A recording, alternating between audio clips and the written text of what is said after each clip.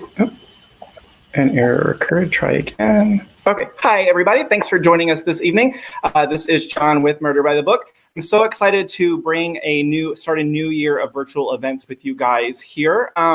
So before we get started, I just wanted to mention, just in case you see any links pop up, if you're watching on Facebook or YouTube, if you see any links pop up that say, hey, to view this event, click here. Don't do that. You're already watching the event. Don't click on any other links that tell you to click somewhere else. We had a couple spam comments on the post earlier today, so don't anybody fall for that. Just wanted to get that out of the way. Tonight, we're so excited to have Rachel Hawkins with us to discuss her new book, The Wife Upstairs, that just came out. How are you tonight, Rachel? I'm doing very well, John. Thank you so much. Thank you for having me. My pleasure. So we were just talking before we got started. It was probably about 10 years ago that Rachel popped in with Sarwat Chadha to sign at the store. So we're so excited to be able to welcome her into the world of adult thrillers. And to help us do that this evening, we have Megan Miranda with us, who has graciously agreed to chat with Rachel. How are you tonight, Megan? I'm great. Thanks for having me. I'm so excited to be here, and it's a great way to kick off the new year. Yeah. So if you guys are unfamiliar with our authors tonight, Rachel Hawkins is the New York Times bestselling author of multiple books for young readers, and her work has been translated in over a dozen countries. She studied gender and sexuality in Victorian literature at Auburn University and currently lives in Alabama. The Wife Upstairs is her first adult novel. Megan Miranda is the New York Times bestselling author of All the Missing Girls, The Perfect Stranger, The Last House Guest, a Reese Witherspoon book club pick, and The Girl from Widow Hills. She has also written several books for young adults, including Come Find Me, Fragments of the Lost, and The Safest Lies. Her latest novel, Such a Quiet Place, publishes in June 2021. She grew up in New Jersey, graduated from MIT, and lives in Northern California with her husband and 2 children. So before I let them get started, if you guys are watching us either on YouTube or Facebook, if you have questions for either author, please feel free to drop those in the comments. I've also dropped a link to the store's website if you want to order books from either author. But like I said, you can drop comments and questions in the chat, and I will pop back on in a little bit to relay any of those. So I'm going to turn it over to you guys, and I will see you in a bit. Have fun. All right, thanks. Yay! Yay! This is so fun. I'm so excited to be with you. How are you doing? I'm doing really well. It's been kind of a crazy day. Yeah. This is like when we were talking about launching this book, I think we didn't think all of this would still be happening. So it's definitely been like a very different kind of launch, but like such a fun one in a weird way too. Like getting to, be in my jammies and looking at Amazon numbers instead of like crying in an airport bar. There's that. Well, I am so excited to be with you on launch day. I know I've told you before how much I adored this book. It is tense and witty and clever, and like you can't put it down. And I think it's so rare to have a book where you're on the edge of your seat the whole time because it's so tense, and also you laugh out loud. And so first of all, congratulations and happy launch day. But I thought we could just start by you giving a little bit of a summary about what the book's about for those who may not know yet. Yeah, sure. So The Wife Upstairs follows Jane, who is a sort of drifting person who's wound up in Birmingham, Alabama, working as a dog walker in a very fancy neighborhood in a subdivision of Birmingham called Mountain Brook. And there in Mountain Brook, she begins to walk dogs for, like I said, a lot of wealthy people, and she meets Eddie Rochester, a handsome and slightly mysterious widower whose wife has disappeared in a boating accident several months before. Romance blossoms, but obviously Eddie has some secrets, and obviously it's an homage to Jane Eyre if you can kind of piece together that. That's kind of my little quick elevator pitch. Yeah, and that's actually something I wanted to ask you about, because something I really loved was, this is sort of a twist on Jane Eyre, and I hadn't read the book since high school, but it was so fun for me because I hadn't read it in so long that all of a sudden you could remember, like, aha, I remember that sort of premise and plot twist, right.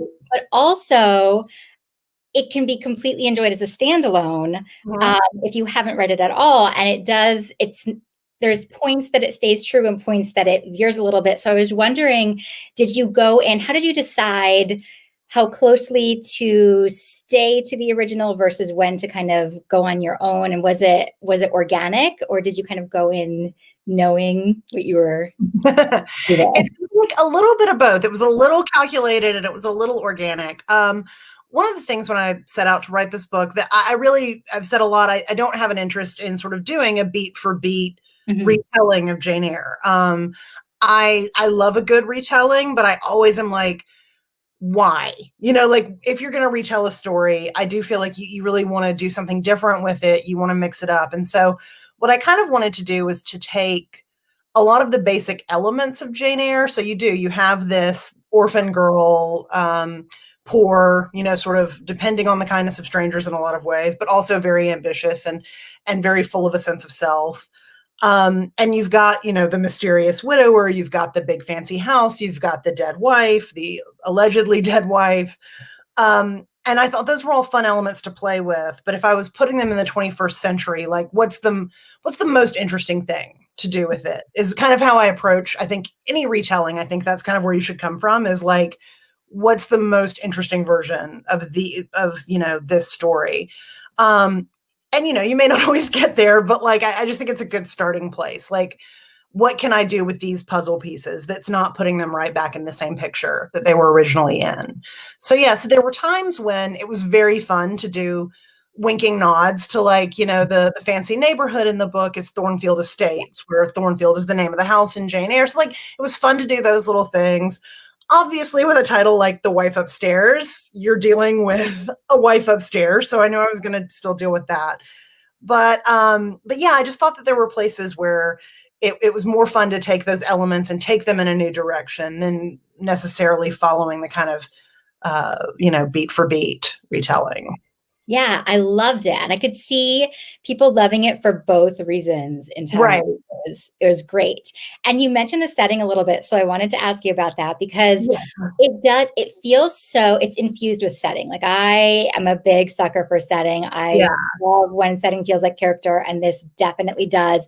And I love how it feels like that Gothic element, but it's very contemporary and it's set in Alabama, or it's set in the South. So can you talk a little about how you fused that Gothic feel, but also setting it in a very contemporary way? It was really, really cool. Well, thank you. And one of the things, when I first was kind of playing around with the idea, it was set in like very like generic Connecticut, because I just think I had like an idea in my head of like these kinds of books. They're very waspy and northeastern, even though that's not true. And I've read tons of them, including yours, that aren't set in those areas. But when I was starting, I was like, yes, fancy suburban Connecticut or something.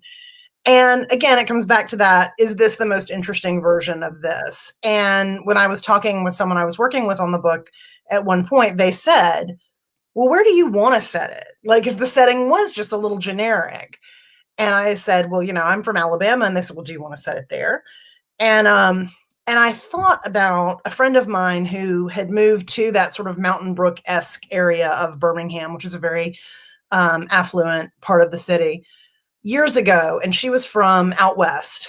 And so she said that when she moved to Alabama, she really thought that like everyone was going to be very like, it's like down to earth, like, salt of the earth people who were very non-pretentious and very like sort of folksy and all that. And then she's like, and then like I joined a, country club and there were women playing tennis in pearls. And I was like, oh, like, no, you guys have your own like upper strata kind of thing. And she was not prepared for that. And I thought, well, there's probably a lot of people that don't necessarily think of those microcosms of like the very affluent, very educated South. And so, I kind of was like, oh, I think that's really fun to explore. And then when you start getting into a Southern setting and you're playing with an original Gothic novel, you can start sort of merging the Gothic and the Southern Gothic together in sort of interesting ways. Which, that was something that was really fun to play with, like finding those little beats that were like a little grotesque. Like, there's a couple of bits in there. There's, without giving too much away, there's a lake in the book that they talk about how it was flooded. It's like a town was flooded and there's still trees under there and all that kind of thing. And that's a real place in Birmingham. And I just thought like, oh yeah, that's got a creepy, Gothic edge to it. So So did you pull other elements that you were familiar with or that were part of the area, or was a lot of it like the house and the neighborhood, were those all places you were or based on something real or completely made up? A little bit of both. Mhm. Yeah, the lake that plays such a big part is a very real lake with very nice houses on it.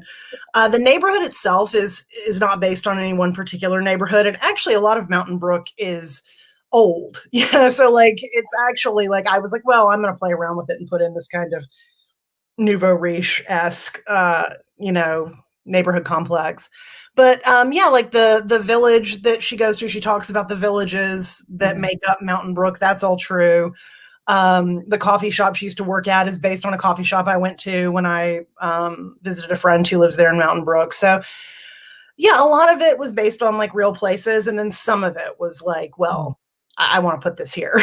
Right, right. That's the fun part, right? Yeah. So Exactly, exactly. yeah. Well, and I love that Jane is a dog walker in this Yeah. version. And you talked about the similarities a little bit about their backstories, but they also are pretty different. So I wanted to know if you Yes. want to talk about some of those differences of our Jane in The Wife Upstairs. Yeah, yeah. I thought again, it kind of comes to like taking like an element from something and like how does a Jane Eyre-esque character function in 2020, 2021? And to me, it got a little darker, you know, obviously. Like I think the whole like her being an orphan and like being at like the school and stuff like that in the original book, it's awful, but because it's very removed from us, it sort of has like a slight veneer of glamour, you know, like if you go back and watch the movies, like the orphanage is very beautiful and all the little girls are in like gorgeous little white nightgowns and things, like they don't feel, you know, particularly imperiled even though they're in a not great situation. And so I didn't want that. Like, you know, I wanted to kind of get into the weeds a little bit about like, well, what is that? What does it really look like Mhm. for a girl in that situation in 2020, 2021? And so that was part of it. And then that to me made her a little tougher. And I thought that even though I think that Jane in the original book is very tough in her Victorian way, again, it was like a contemporary version of that. She's had to be a little bit harder, Mhm. maybe, than the original Jane has, and that manifests in different ways. So I wanted her to be a little spikier because I was like, original Jane is pretty spiky in her own way. Like she really knows her own worth. There's that bit where she stands up to Rochester and says that you think just because I'm little and poor and plain that I'm not equal to you, but screw you, I am. And I loved that. And so I wanted to like take that, but then like twist it a little bit. Like I said, make it a little darker, take slightly darker experiences that have maybe given her a kind of a slightly different shell, we'll say. Mhm. So yeah. Yeah, and I loved her voice. I mean, I think that was what just hooked me from the start is Jane's voice that pulls you in. She's spunky, she's tough. And you can feel because of that and because of her backstory and the present, you can just feel the net kind of closing in Right. throughout and the tension rising and rising. And so I wanted to talk a little bit about thrillers and the transition to writing a thriller because I love your YA as well. And I was Thank you. wondering what the difference for you was, or did you find there was much of a difference in crafting your adult thriller versus what you had written before or previously? Yeah, definitely. It's a whole new world, as I'm sure you well know. One of the things that really came out of this whole process for me, I have always been basically a pantser, as Yeah. they say. You know, if you're watching along, you don't know, like people are plotters.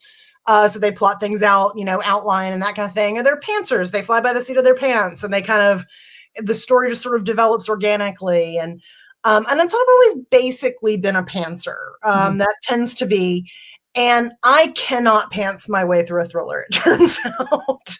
I tried really hard. And it was really, it was such a difficult thing. And so I sort of went to the drawing board. I mean, it was a meticulously chapter by chapter plotted out thing. And it's still, I liked to leave room for those like organic moments that come up where you're like, oh, okay, actually, Yeah. this would work better. You know, I didn't need to stick to it as strictly as I could have.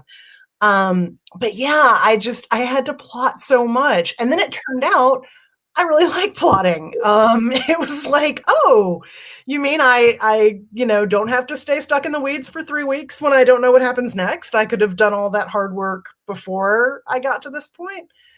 So yeah, that was definitely the big thing that changed for me was like figuring out that A, I could plot, and B, that I really liked to plot. And it definitely came in handy, like for this one and for my next thriller, because both books really play around with time and unreliable narrators, which I know is something that you did in All the Missing Girls. Like, I don't know how you kept that straight in your head. Like, how did you do that, Megan? So I feel like I should take a lesson from you because I'm still not fully committed to figuring out how to plot yet. And so I do a lot of revision, like all the work is in revision for the most part. I have intentions where I'm like, I can see, if I can see the halfway point, I feel like I'm good to start and I can go and figure things out. I always start with character before plot. So I like to write my way into it. All the Missing Girls, I did not plot. And so that's crazy. Well, I'll say I make my outlines kind of as I'm writing. So I'll like kind of make this Excel spreadsheet where I'm keeping track of things as I go because I lose track of it. But I use Scrivener for All the Missing Girls. Yeah, same. Yeah. Yeah, I love Scrivener. And I think it was really good for that book because I could keep a list in every section of like what the narrator knows at any given point of time, and one for what the reader knows at any given point in time. And so the goal was to kind of thread that line, so you're not lying to either what you're revealing. And no, I feel like I've gotten a little bit more plotty up front, where I at least have an idea of where I want to end, but that's not always the case. And that was one where, I mean, many drafts.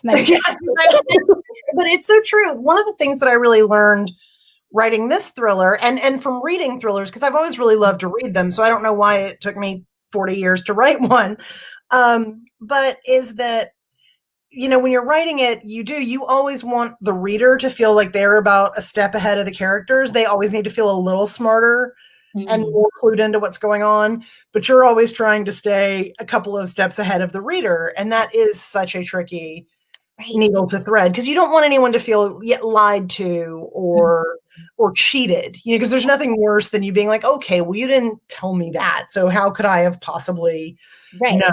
So figuring out ways to thread in those clues. Yeah, and I think that is one of the hard parts about an unreliable narrator. And sometimes unreliability isn't even that they're saying something not true. It's that they're not entirely sure, or they have reasons for not having all the information, or the way they're telling the story isn't revealing the full picture up front. But like you were saying, I think the red herrings is such a fine line to walk. And I'm wondering if you find this too. For me, when I put a clue in, I think it's so obvious. Like, everyone is going to see this. I've given away the end of the book. And then, I'll have people read it and they'll say, oh, it can't, in my first draft, so it kind of came out of the blue, and I'll be like, well, page 12, there was that one right there.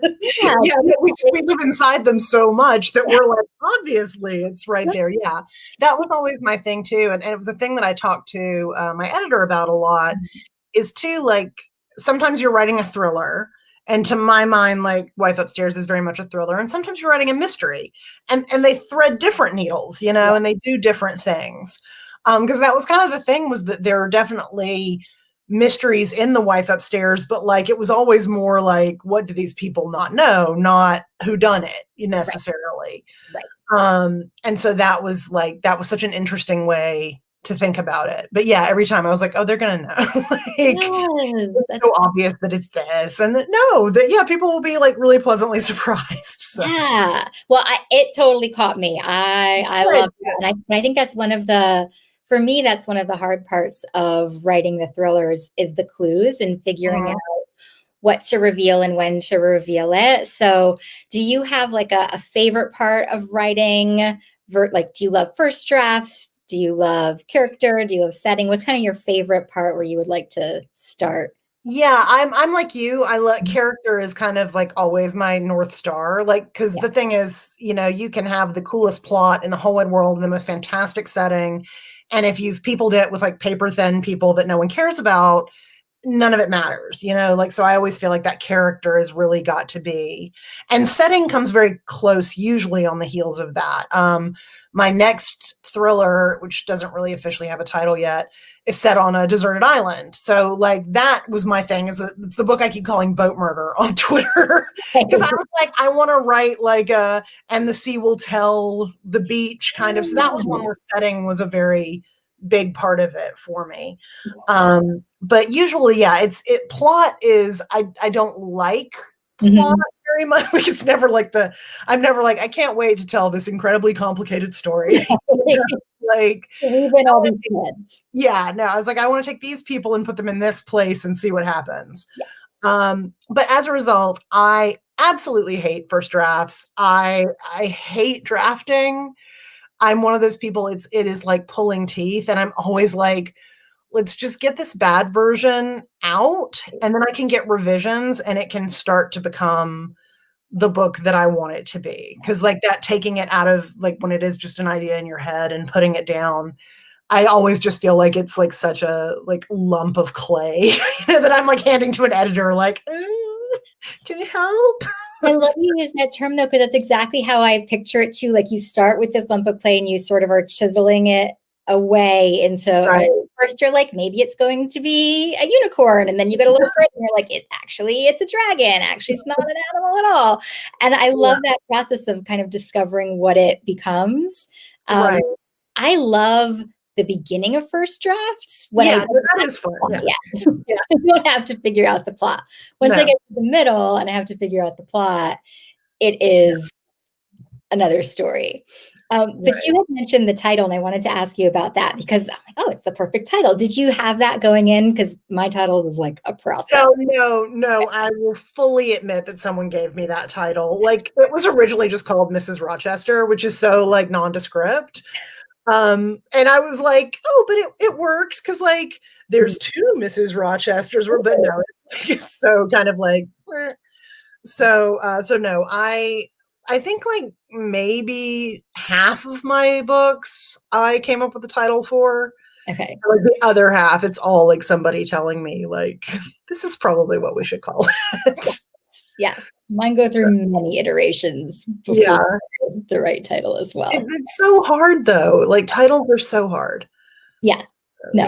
Yeah. I hear you. So I actually, this was one of my questions, and since you mentioned it, I'm going to just run off of that. Can you tell us about the book you're working on then, since you called it Boat Murder? Yeah, Boat Murder. Boat Murder is, so my joke now is that I'm just going to like try to gothic up every genre, or like every kind of thriller you could do. So I've called this one Boat Murder. I've called it Beach Gothic. But it is, I'm really excited about it, because it is a book that I've wanted to write since I was a teenager, probably, about a group of people who are on various sailing trips for various different reasons. And they go to a deserted island that is both famous and infamous as the scene of a lot of mysterious and not so great criminal happenings over the years. And as these 6 people are on the island, things begin to conspire, and it turns out there's all kinds of secrets behind the scenes. And again, the net begins to tighten. They're cut off from all of civilization. Oh, I love that.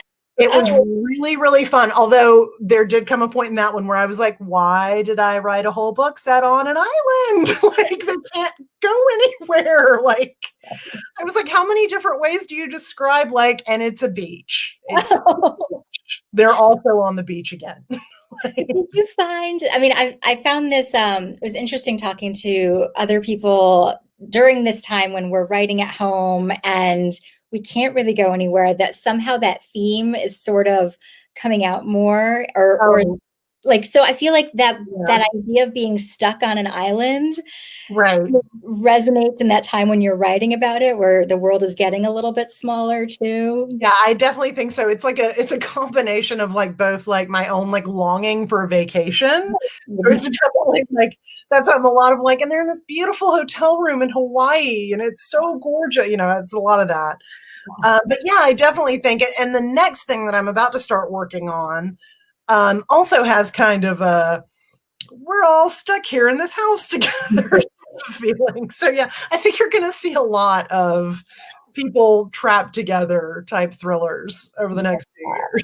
Yeah, I think even if it's subconscious, I feel like those are the themes and the things we're thinking about more, and the kind of the boundaries pulling in more. So Exactly. it's interesting. It's fun though, because it is. It's like it's such a great. It's maybe not great for all of us personally, but like for plot, like that pressure cooker thing. Right. I mean, you know, you can't beat it. Like it's a classic for a reason. So. Yeah. Well, even in this book, you have these kind of defined boundaries of this group of people in the neighborhood. And another thing I thought was really interesting is that Jane is an outsider and doesn't have all the information that everybody else in the neighborhood has. And so she's sort of figuring out the backstory of what happened in the past. Right. And everyone has their own reasons for presenting it in a different way. So it was an interesting way of having an unreliable narrator, and because she doesn't have all the information, she truly doesn't know. She doesn't need to be unreliable. Yeah, and then everyone else is like, yeah. So are you drawn to writing unreliable narrators in general? Yeah, I love that kind of thing. And especially with this book, because it was my first book for adults, it was my first thriller. I really wanted to get in the weeds with stuff that I had just not done in YA. My YA books tend to be pretty light, which is, I've really enjoyed that a lot. But yeah, so I really did. I love the idea of, you know, everyone's the hero of their own story. No one is a villain in their own mind. Everybody has their reasoning for why they're doing what they're doing. And that naturally makes them an unreliable narrator because they're seeing everything through the prism of their own desires, their own fears, or whatever.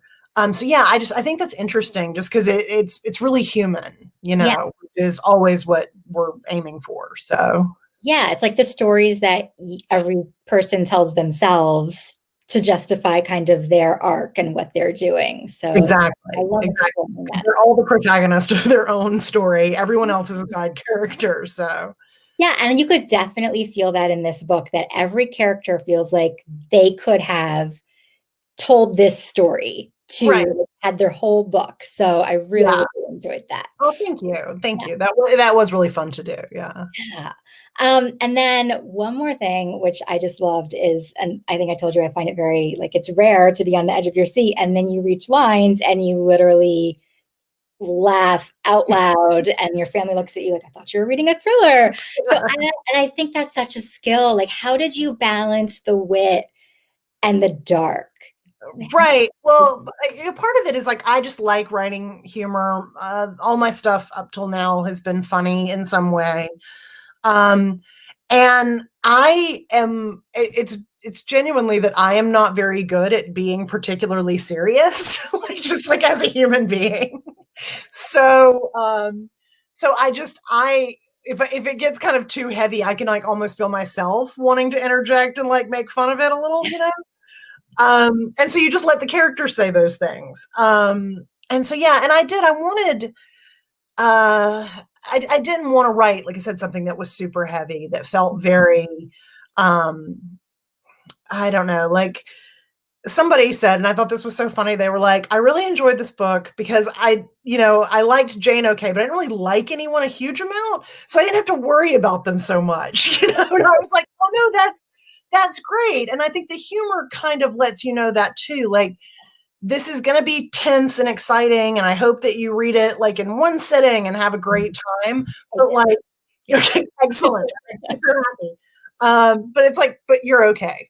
You know what I mean? We're in this to have a good time. So it's like a roller coaster, you know, let's get in and get out and have a great time the whole time. Yeah, no, it was.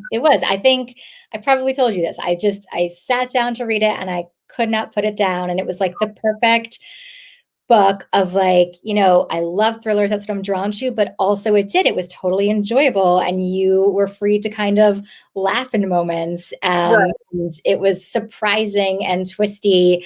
And so one more thriller question for you, especially as we've both transitioned to writing more adult thrillers, is how do you manage tension? How do you infuse that into your stories?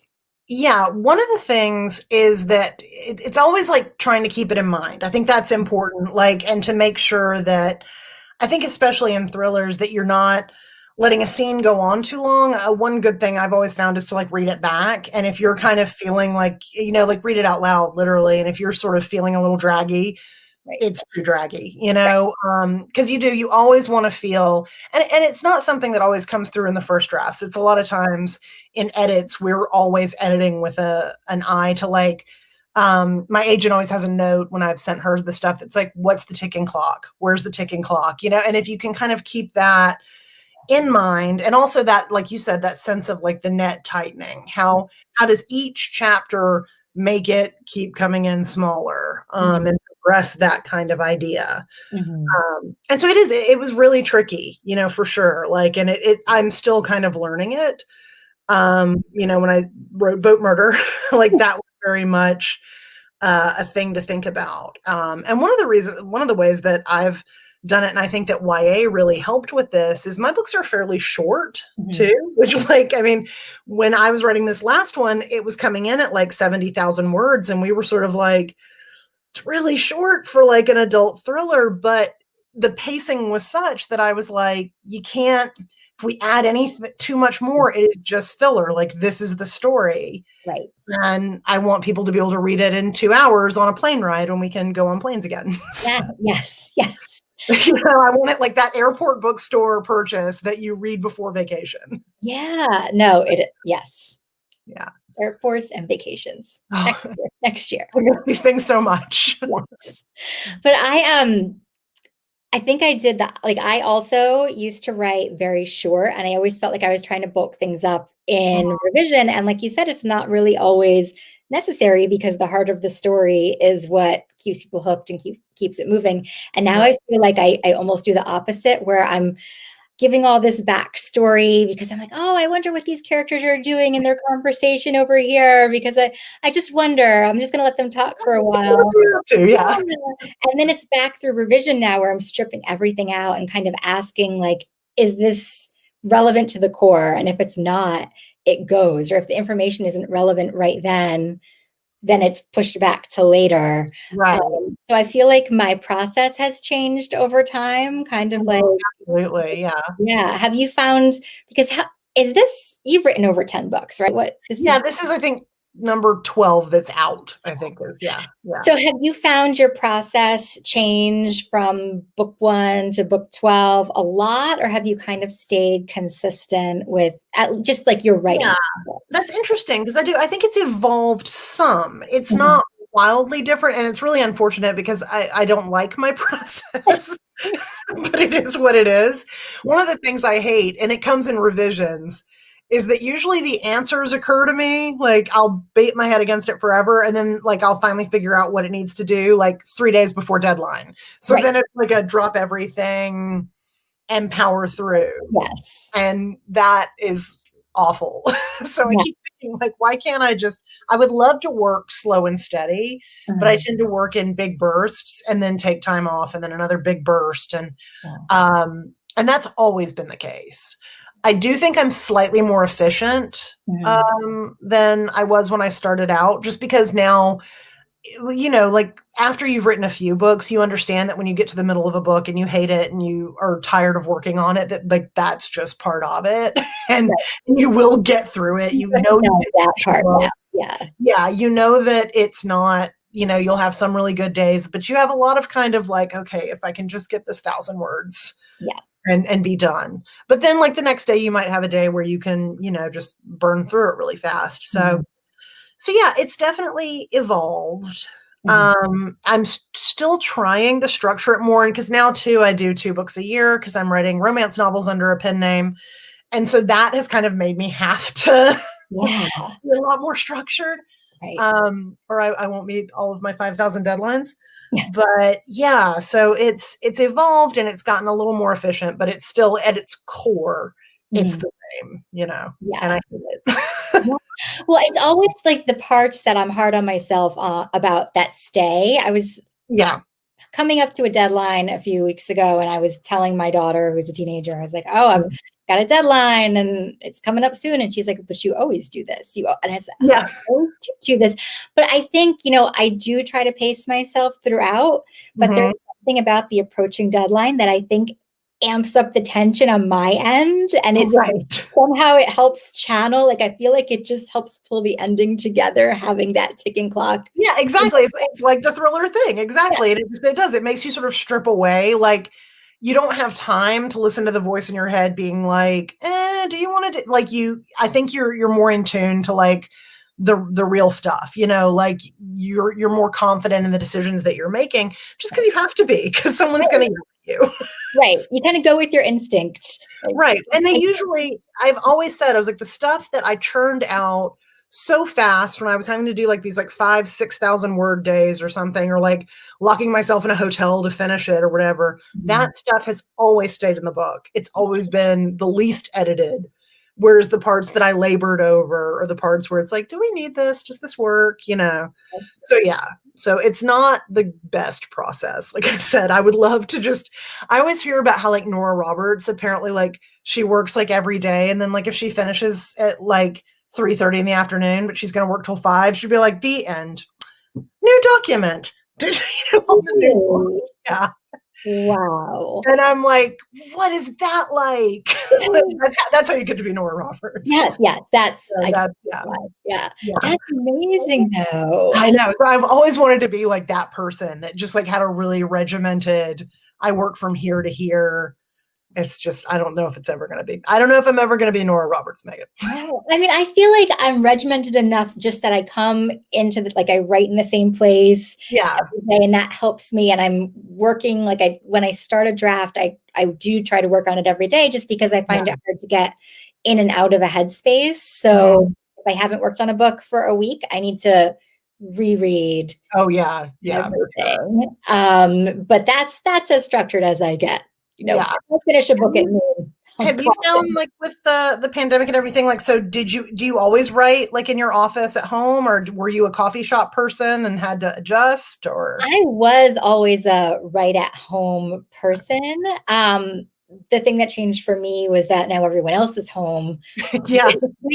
So I'm not I know people who can write through anything. They can write anywhere. And I feel like I've done myself a disservice that I'm very used to working in this one environment, and any distraction kind of sets me off track. So I'd say this year was for me really learning flexibility and, writing various times, various places, in my house, not, like writing in the kitchen and, waking up a little earlier and writing for an hour before anyone else got up, when you're in that deep headspace of deep creativity, when you just want to connect to the story. And my kids are older, that they can do their school on their own, but just knowing that they're right there and right outside the door, that's what I was saying. Like my son is 15, and so same, like he was pretty self-sufficient, but it was like getting into the flow was very hard because you just never knew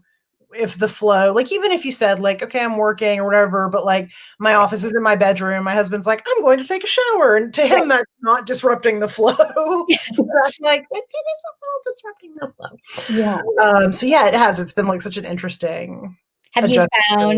Have you adjusted, or did you find a new kind of, so you used to work in coffee shops, you said? I did. I worked, I not all the time. I sort of went back and forth. I sometimes worked at my desk. I sometimes met a friend at a coffee shop, and then we would go out to lunch. So that was like kind of a nice little treat, like once a week to go do the coffee shop writing.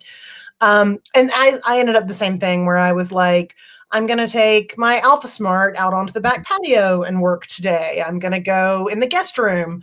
I got most of the 2 books I wrote this year written sitting like cross-legged on the guest room bed with my laptop, just because that was the one space where I really could sort of close a door and no one's coming in there for anything. There's nothing they need.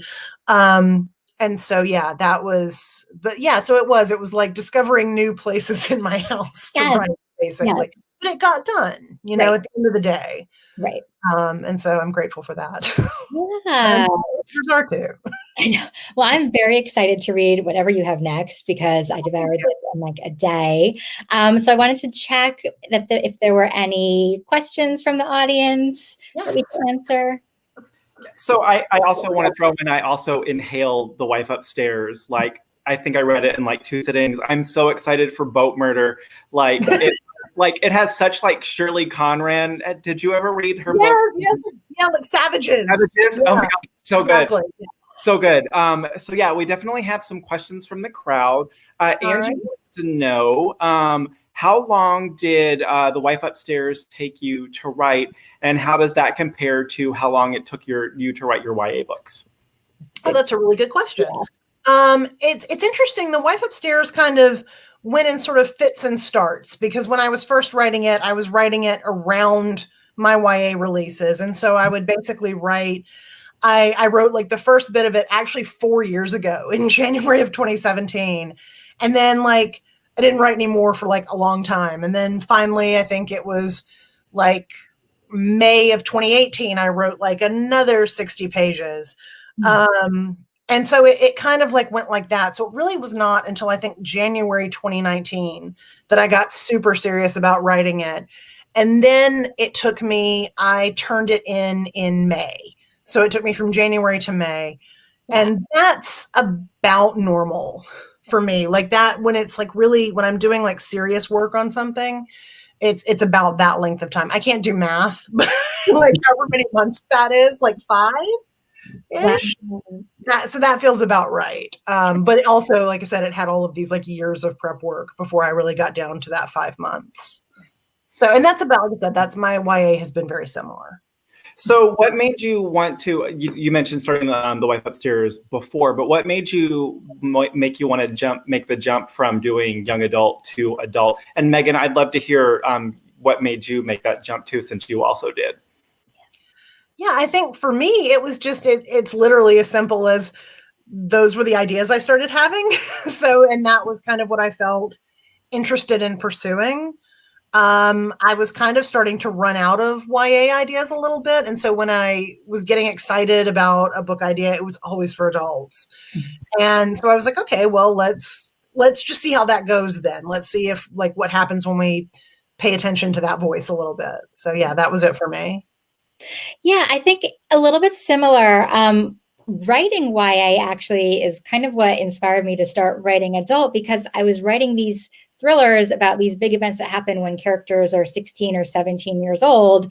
And you start thinking about them years later, like, I wonder how they're doing. Like, do they embrace this event? Do they try to leave it behind and become somebody new? And I think thematically, that's something I write about in a lot of my adult stories, is how the past influences the present, whether people can escape their past or whether those pasts inevitably catch up with them.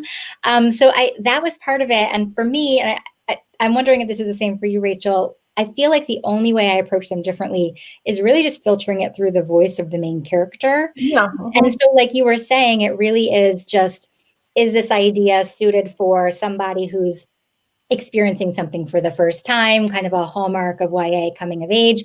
Or is this a story that maybe needs an element of hindsight or 10 or 20 years of experience that you're filtering or putting these elements into context? And so that's kind of how I approach choosing, like, is this YA? Is this adult?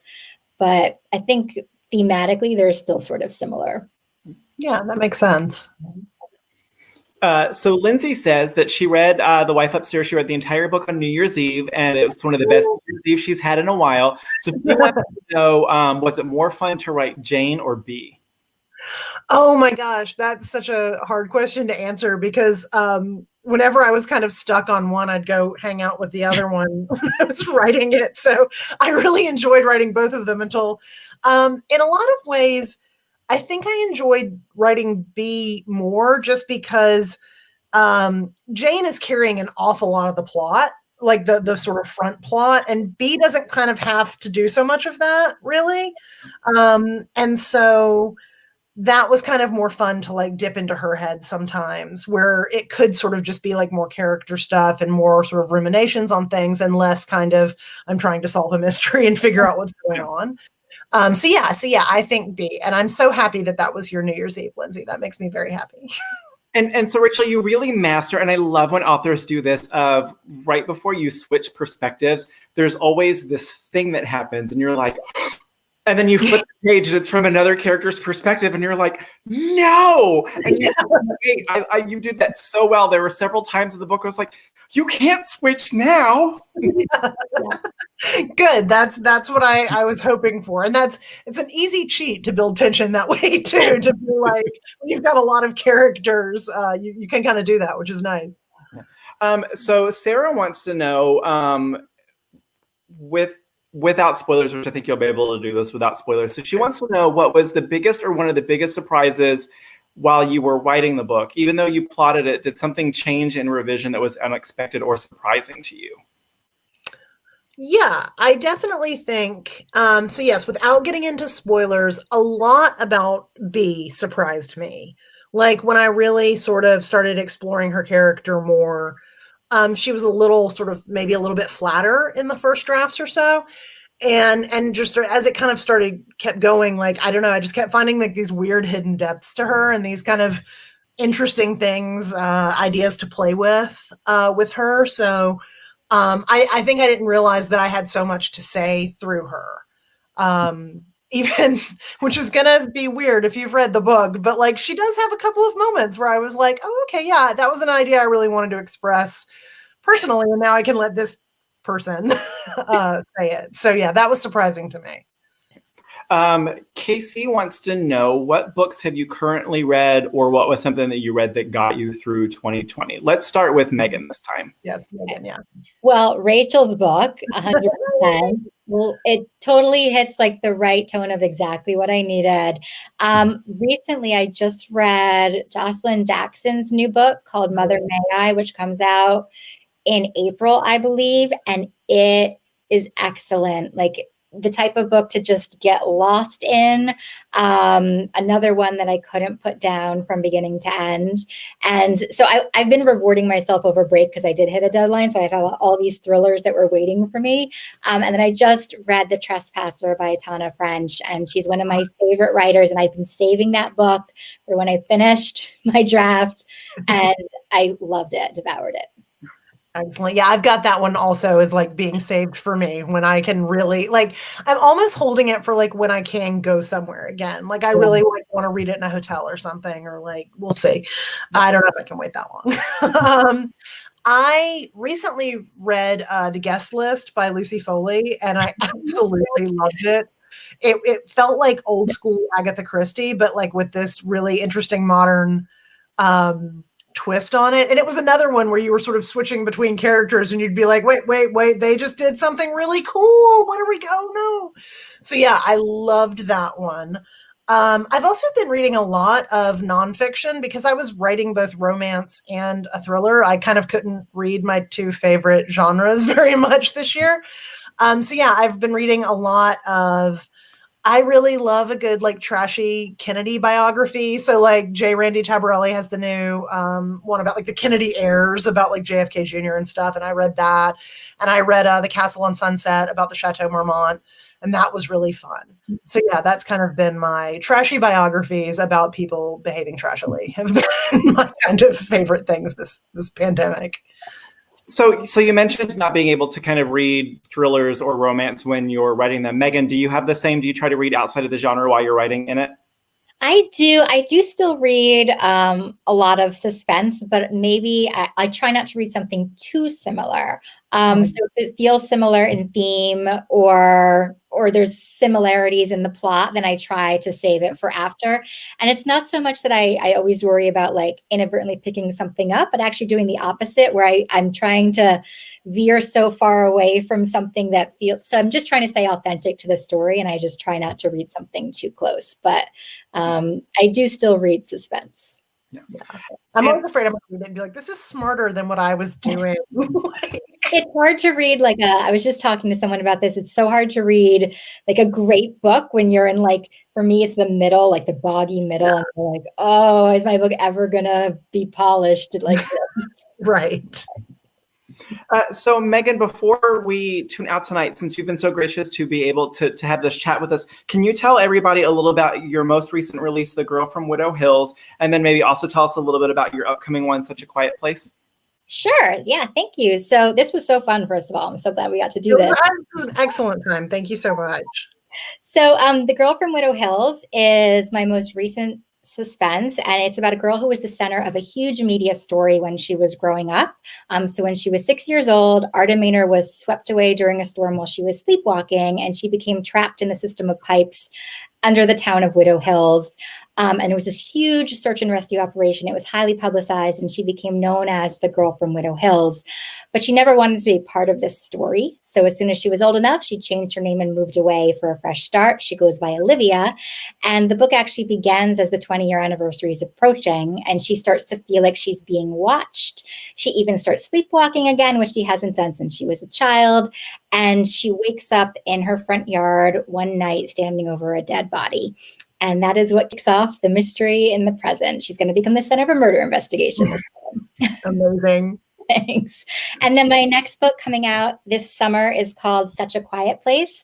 And it's set in a very small, close-knit neighborhood where a crime had occurred in the past.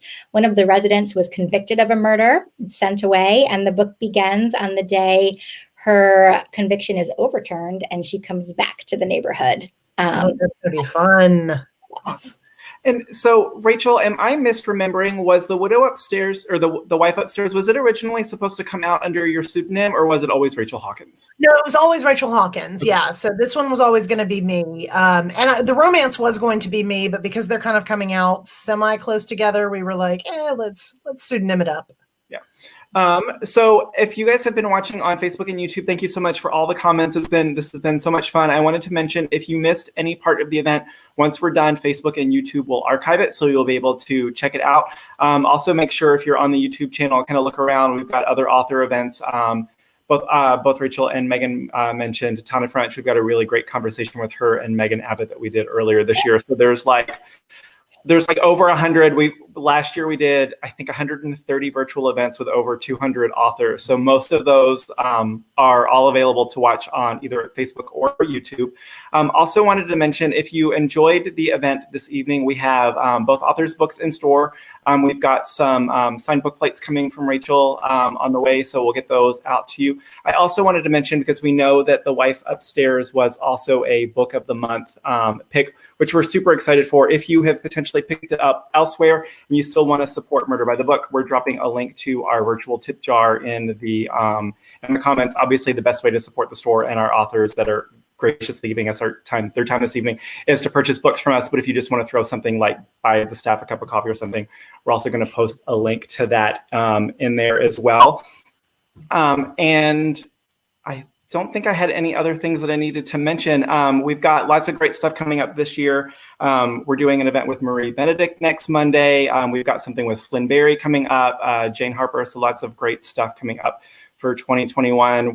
I'm so excited that this got to be the event that we got to kick off the year with. As Rachel and I were talking before, and I said kind of early on, like it was about 10 years ago when she signed at the store with one of her YAs. And as soon as I heard she was going to jump into the world of adult mysteries, I was so excited. So I'm so excited that we got to be kind of part of the launch and got to help spread the word for this book for everybody. And we're so excited that Megan Miranda was able to join us this evening. So thank you both so much for joining us. All good wishes for 2021. Hopefully at some point we'll actually get to do this in the bookstore again. But it was so great to be able to spend some time with y'all this evening. Well, thank you so much. It was this was just the most fun way to spend launch evening, and I really appreciate it for both of you. Thank you so much. Thank you. Thank you so much for having me. Congratulations, Rachel. I'm so excited this book's in the world. Woo!